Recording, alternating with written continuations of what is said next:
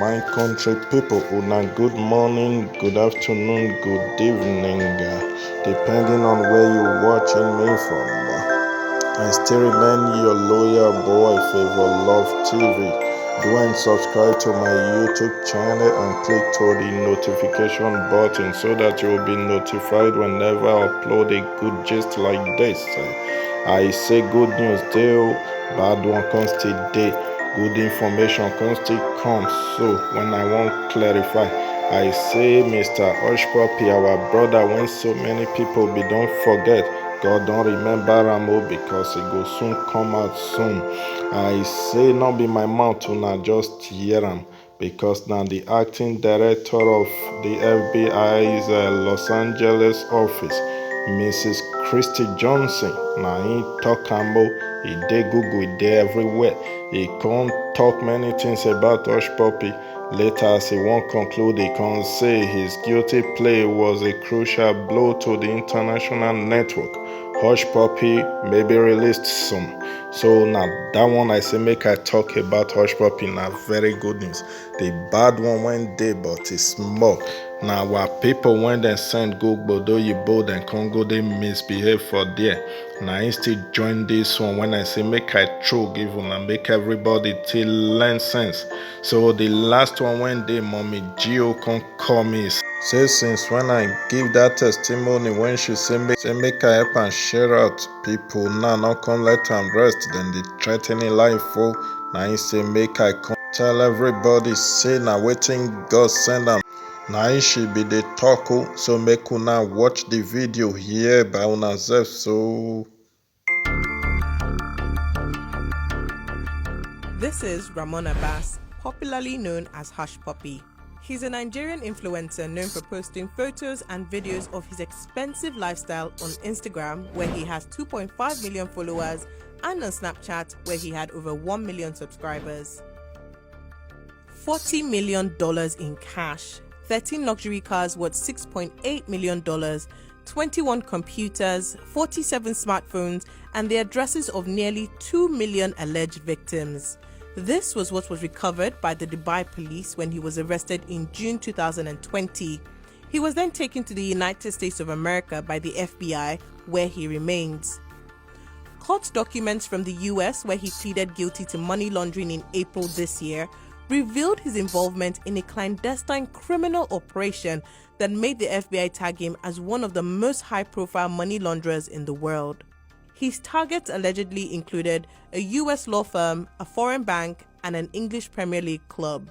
Well, Ramon Abbas is a high-level member of a transnational criminal enterprise out of West Africa that he and his group are responsible for millions and millions of dollars worth of fraud, which is known within the FBI as the business email compromise.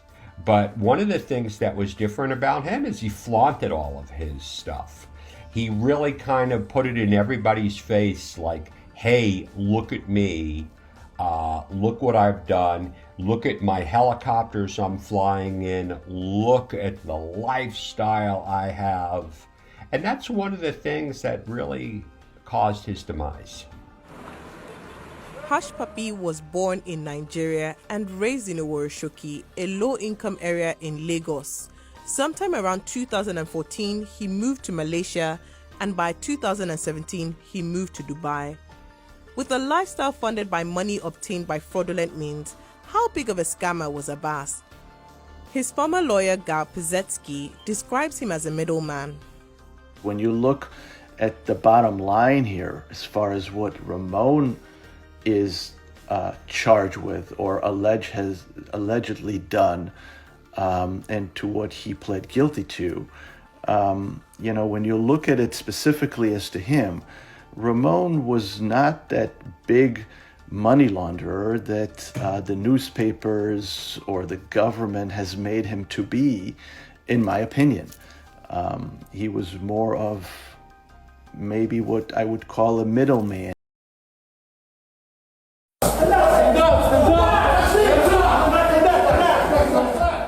The Black Axe is synonymous with cybercrime. It's spread around the world. They've claimed to have as many as 30,000 members globally. How much were they trying to get out of you? Like 96,000 and saying that I was going to go to jail. The various law enforcement agencies operating out of various countries globally have a huge problem tackling transnational organized crime. In October 2021, 8 men were arrested in Cape Town on serious fraud charges. It was quite a coup following a protracted international investigation involving Interpol and the FBI, as well as an elite squad of South African police. The men were allegedly members of the Black Axe, a notorious Nigerian organized crime group. But their targets hadn't been major financial institutions or even local businesses. Instead, their frauds came wrapped up in romance. Literally, in that the gang's entire operation revolved around defrauding lonely singletons around the world of their life savings. What I lost with him was probably well over $500,000. It was humiliating, very humiliating. The method was simple.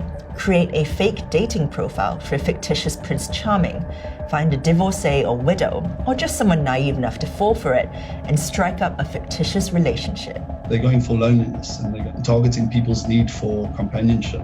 They're using keyword searches on platforms like Facebook. It's very easy. Once embedded, the stories would start. They needed money for a pressing debt or operation, or even to release an inheritance. Who wouldn't want to help their partner in need? Of course, they'd never met in real life. It's around deception, it's around cheating, and it's around choosing those things in order to gain a financial advantage. It's efficient, it's effective, and at the end of the day, fraud is all about money. The gang is accused of scamming over 100 victims, mainly in the US, and netting almost $7 million over the last decade. But romance scams are common enough, even if few reach the levels of organization and success. It's just another way that fraud is evolving with the times. This is the business of crime. In this episode, we're looking at the future of fraud, how sophisticated deception, increasingly complex scams, and the opportunities offered by new technology are being put to use, satisfying the same old greed and cruelty. What do we think of when we hear the word fraud?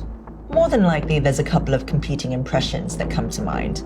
There's the gritty, everyday sort of financial crime, typified by the figure of the scam caller who peels off a few PIN numbers from vulnerable senior citizens. Then perhaps there's the jolly and presumably always unsuccessful farce, the junk email promising a vast and unexpected $800 million inheritance from a recently deceased industrialist, yours in exchange for a relatively small tax, of course. We have all gotten those bogus emails from a certain Nigerian prince who promises to share his vast fortune as long as you give him your bank account number. Well, investigators say these schemes are now becoming more sophisticated and expensive, costing victims, in this case, millions of dollars. It's very easy and very convenient for offenders to put out blanket approaches to large groups of individuals, and they only need a small number of individuals to respond back, to engage with them in order to be successful. Or maybe it's the lone bedroom hacker, tinkering away in their darkened room, prodding at the Bank of America's online defenses to check for weak points. Like any cliche, there's at least a grain of fact in all three depictions, even if the world of fraud has become dramatically more sophisticated over the past decade or so. Adaptation is key. As defenses become stronger, scams increase in sophistication. Sophisticated malware, social engineering, brute force attacks. These are some of the contemporary tools noted by experts working in the field. Fraud is unsurprisingly big business. The US saw this as a priority. They are losing $4 billion annually to cybercrime. The FBI charging 80 people with trying to scam at least $46 million out of their victims by using fake online romance schemes or hacking businesses. It starts with something plausible.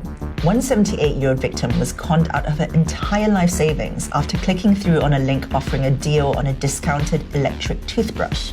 Another fell victim to a convincingly cloned website that mimicked the popular platform Money Supermarket. Fraud has one of the lowest rates of reporting across all crime types. There is a high level of victim blaming that exists with fraud, and I think fraud is one of those offences where there is active participation on the part of the victim.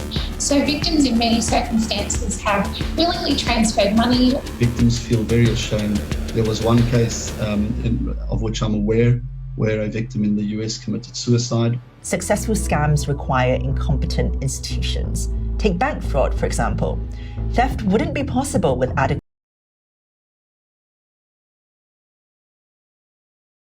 bad things about me, but the wise among them will want to know the truth about whatever they hear. From them, they will know me. You don't dey quite popular on top social media in the last couple of months, in the last couple of weeks. We don't see different videos, short videos where don't go viral. They don't even cut from those videos. They don't use you do many funny memes. You dey aware of this? You don't see some of those videos? I don't see plenty of them, but I did not feel bad. Do you know why I don't feel bad?